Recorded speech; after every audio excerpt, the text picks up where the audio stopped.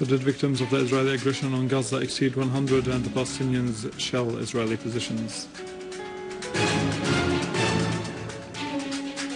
Syrian Arab armed forces killed dozens of terrorists and their leaders in many areas. Participants in the National Syrian Dialogue in Tehran reject any foreign intervention.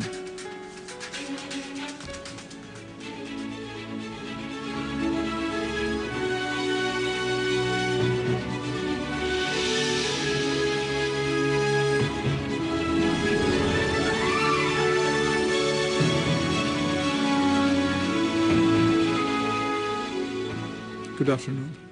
On the sixth day of the Israeli aggression on the Gaza Strip, the Zionists continued their savage crimes against the Palestinian people. More than 18 Palestinians were killed since dawn today. The Palestinian resistance continued its retaliation, firing more rockets on Israeli positions in occupied Palestinian territories. 3 Palestinians were killed in another Israeli air raid on Gaza. The Israeli warplanes fired a rocket on a car in Deir al-Balah, killing 3 martyrs from one family. A 3-year-old child was also killed in another Israeli raid. 2 Palestinian farmers were also killed, and another little girl was wounded. The Israeli forces committed a new massacre, shelling the house of 3 families, killing 4 people and wounding 40 others, including 25 children. An old woman was also wounded in another air raid that caused heavy damage to the houses near the sports stadium. 4 Palestinians were also wounded in an Israeli raid on the police station in al-Shuja'iyya, and they were taken to hospital. The Israeli warplanes also attacked the tunnels on the borders with Egypt without any report of casualties. The martyrs of the Israeli aggression rose to 87, and more than 700 others have been wounded since last Wednesday.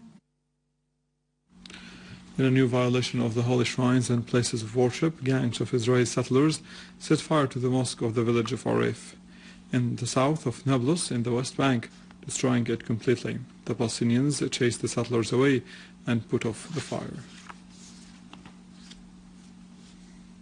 China today called for an immediate ceasefire in the Gaza Strip and avoid taking any action that can escalate the situation further, at the same time reasserting its firm and supportive stand regarding the Palestinian cause and the rights of the Palestinian people.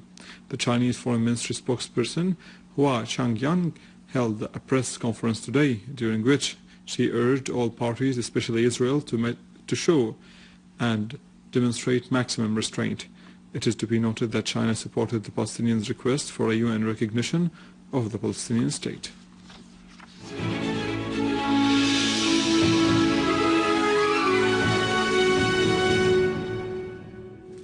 In Aleppo, Syrian Arab Army units continued to chase the terrorist groups in a qualitative operation, raiding the terrorist hideouts near Miami Restaurant, Al-Kindi Hospital and Al-Bakkara Mosque in Handarat. The operation resulted in heavy losses among the terrorists, killing a number of their leaders and destroying 10 vehicles equipped with medium and heavy machine guns. Another Syrian Arab Army unit conducted a series of operations against the groups of terrorists in Al-Atarib, Dar Azza, Kafarnaha, Deir Hafir, Bani Zaid, Bustan al-Qasr and Al-Musallamiyya, killing many terrorists. A unit from the Syrian Arab Army targeted the location of the so-called military council for the terrorist groups in Rashidiyya in Deir Zor, killing dozens of terrorists. In Homs, army units clashed yesterday with terrorists who committed acts of murder and looting against residents in the neighborhood of Bab al-Turkman. The clashes resulted in the killing of a number of terrorists, including 7 who had the Saudi nationality, in addition to 2 Tunisians. Other terrorists were of Jordanian, Lebanese, and Egyptian nationalities. In Damascus, terrorists targeted today the Masdeh residential area neighborhood with mortar shells, causing material damages in the place, with no victims or injuries reported among the citizens. A source in the Interior Ministry mentioned that 4 mortar shells launched by terrorists fell near the Arab Cultural Center, the regional center for early childhood, Al-Farabi Street and Al-Jala Garden in Al-Masdeh area, causing only material damage. In Damascus countryside, the Syrian Arab Army units chased terrorists who committed acts of killing, looting and sabotage in Daraya town. An official source mentioned that tens of terrorists have been eliminated in addition to the destruction of many cars the terrorists were using in transporting ammunition and arms.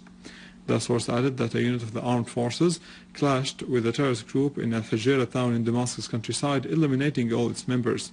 The source also pointed out that the leader of the group, who was nicknamed Abu al-Abbas, was identified among the dead. Clashes also resulted in the destruction of 6 mortar cannons. In the framework of targeting the national cadres, the terrorists assassinated today morning Brigadier Abdullah al-Dirawi, director of a Nabak area directorate, and 4 policemen who were accompanying him when he was heading from his house to his office in the city. A source in the police command in Damascus countryside said that an armed terrorist group set an armed ambush to the brigadier and his companions in a Nabak city, shooting fire at them directly, which caused their martyrdom.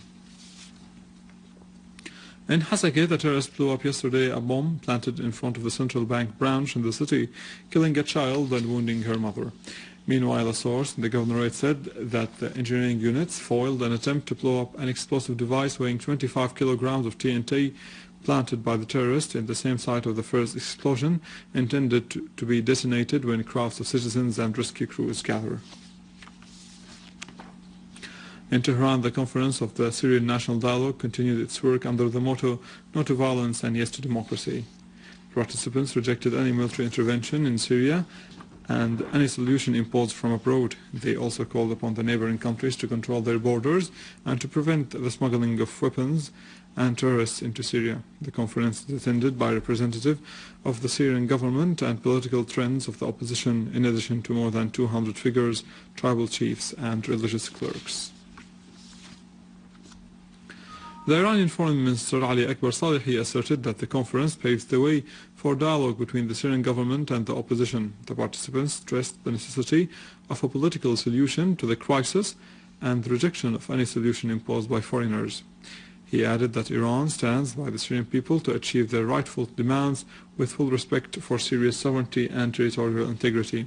A committee was formed to follow up the national dialogue and to expand it to include all factions of the Syrian opposition.